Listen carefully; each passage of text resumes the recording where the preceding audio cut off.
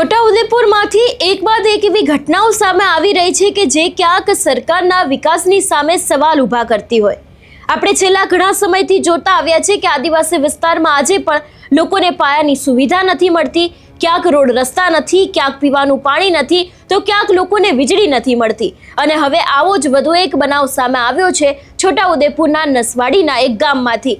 ગામના લોકો એટલા બધા રોષે ભરાયા કે વીજ કચેરી પહોંચી ગયા હતા અને ત્યાં જઈને તેમના દ્વારા હલ્લાબોલ કરવામાં આવ્યો હતો। શું છે આખો આ મામલો તેની વાત વિગતે કરીએ। નમસ્કાર, હું હંસિની અને તમે જોઈ રહ્યા છો નિર્ભય ન્યૂઝ। એક તરફ આદિવાસી વિસ્તારને લઈને છેલ્લા ઘણા સમયથી પ્રશ્નો ઊભા થઈ રહ્યા છે, ત્યારે વાત કરવામાં આવે આ વિષયને લઈને છોટાઉદેપુર જિલ્લાના નસવાડી તાલુકાના શીરા ફીડરમાંથી જોડાયેલા 50થી વધુ ગામોમાં સવારથી વીજ પુરવઠો ખોરવાઈ જતા ગ્રામજનોમાં ભારે રોષ જોવા મળ્યો હતો। વીજળીનો પુરવઠો બંધ રહેતા મોટી સંખ્યામાં મહિલાઓ અને પુરુષો સરપંચોની આગેવાનીમાં મધ્ય ગુજરાત વીજ કંપનીની કચેરી ખાતે પહોંચ્યા હતા। ગ્રામજનોના જણાવ્યા મુજબ કચેરી ખાતે અધિકારીઓ હાજર ન મળતા લોકોમાં વધુ રોષ ફાટી નીકળ્યો હતો અને અધિકારીઓ ક્યાં છે, વીજળી આપો જેવા ઉગ્ર સૂત્રોચ્ચાર કરવામાં આવ્યા હતા।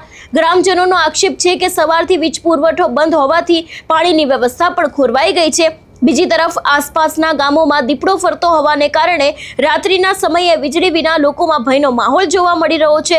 મધ્ય ગુજરાત વીજ કંપની અધિકારીઓ કચેરીમાં ન મળતા અધિકારીઓના વિરોધમાં પણ સૂત્રોચ્ચાર કરવામાં આવ્યા હતા। ગ્રામજનોનું વધુમાં કહેવું છે કે વીજ પુરવઠાની સમસ્યા અંગે ઘણી બધી વખત અધિકારીઓનો સંપર્ક કરવાનો પ્રયત્ન કર્યો છે, પરંતુ ફોન પર યોગ્ય રીતે જવાબ આપવામાં આવતો નથી। એટલે જ માટે આજે વીજ કચેરી જઈને એ લોકો દ્વારા આખું આ ઉગ્ર આંદોલન છે તે કરવામાં આવી રહ્યું છે। જે રીતના આખા દ્રશ્યો સામે આવ્યા છે ને ગામના લોકોએ શું કહ્યું તે સાંભળીએ। અમારું ગામ જીતપુરા, તાલુકો નસવાડી છે। અમારા ગામમાં લાઇટ આવતી નથી અને અમારા ગામમાં ચિત્તા આવે છે, એટલે માણસો દિવસે બી બીએ છે અને રાતે બી બીએ। અમારે રાતે ઊંઘવાની બહુ તકલીફ પડે છે, મચ્છર બહુ કેળે છે અને પાણીની બી તકલીફ પડે છે અને લાઇટ આવતી નથી। અમારે થોડો વરસાદ પડે તો સારું લાઇટ બંધ કરી દે અને અહીં નસવાડી તાલુકામાં તો 24 કલાક લાઇટ ચાલુ રાખે છે અને ગામડોમાં તો લાઇટો કાપી લે અને ગામડોમાં તો મહિના વર્ષમાં 2 વાર પેલા મીટરા બી બદલવા આવી પડે અને 2 મહિને લાઇટ બિલ લેવા અને ના ભરે તો મીટરા કાપી જાય। એવું ગામડોને હેરાન કરે છે। ગામડાના ગરીબો બચારા મજૂરી કરીને જીવે કે હું પૈસા લાઇટ વાળાને ભરે, અમને લાઇટ વાળા આપતા નથી તો પછી અમે લાઇટ બિલ કેવી રીતે? અમે શીરા ફીટરમાં જીતપુરા ગામમાંથી આવીએ છીએ। અમને થોડા સમય પહેલાં અમારા ગામમાં એક ભાઈને દીપડાનો હુમલો કર્યો હતો, એટલે હમણાં આખા દિવસથી લાઇટ બિલકુલ આવેલ નથી। એટલે અમારા ગામમાં એટલો બધો દીપડાનો ભય છે કે આખું ગામ અમારું અહીં જે વિદ્યુત બોર્ડની અંદર આવેલું છે દીપડાના ભયથી, અને આખો દિવસ લાઇટ નહીં રહેતી અને પાણી ભરવાથી માંડીને બધી રીતે અમારા ગામને એટલી બધી અમને હાલમાં તકલીફ પડી રહી છે કે ના છૂટે વાત। અને મોટો બે અમારા ગામમાં દીપડાનો છે, એટલે વહેલી તકે આ બોર્ડવાળાએ અમારા ગામમાં લાઇટ ચાલુ કરાવે।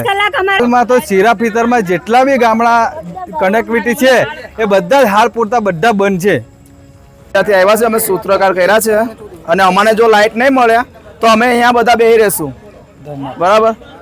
અને અમારે બધી વસ્તુથી તકલીફ છે લાઇટમાં, અને અમારો જંગલ એરિયો છે અહીંયા રામપુરી ડુંગરી છેલ્લે અમે રહીએ છીએ ડુંગરી ફરિયામાં, અને બધે લાઇનમાં અમારે લાઇટ નથી અને જરાક પણ વરસાદ પડે એટલે લાઇટ બંધ કરી દે છે અને અમારા નાના છોકરાઓ મચ્છરના લીધે હેરાન થાય છે, બીમાર પડે છે, તો અમારે તકલીફ થાય છે આવી। એના લીધે અમે સૂત્રકારોને એવું કર્યું છે, તેના માટે અમારે એટલે લાઇટની સમસ્યા છે। મારું નામ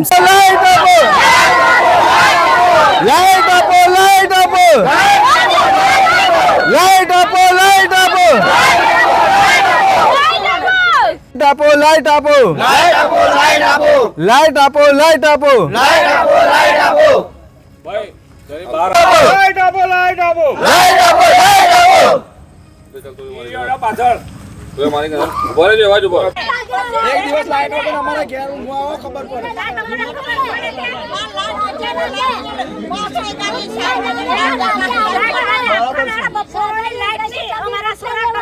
લે ચાલ ને યાર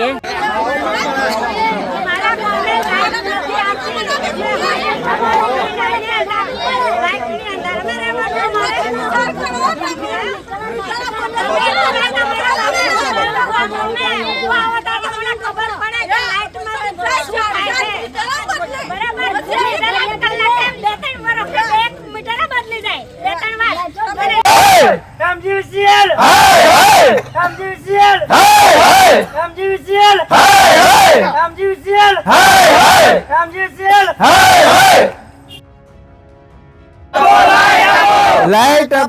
લાઈટ આપો, લાઈટ આપો, લાઈટ આપો, લાઈટ આપો, લાઈટ આપો, લાઈટ આપો, લાઈટ આપો, લાઈટ આપો, લાઈટ આપો, લાઈટ આપો.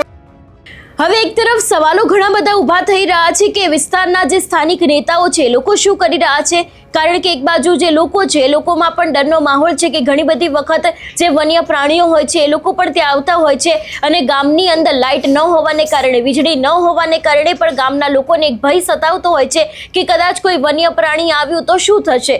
પણ હવે આ સમગ્ર મામલે જે રીતે અત્યારે હાલ ગામના લોકો મેદાને આવ્યા છે એ વિષયને લઈને તમારું શું માનવું છે અમને કમેન્ટ કરીને ચોક્કસથી જણાવજો. તેની સાથે અમારી ચેનલ નિર્ભય ન્યૂઝને લાઇક, શેર અને સબસ્ક્રાઇબ કરવાનું ભૂલશો નહીં. નમસ્કાર.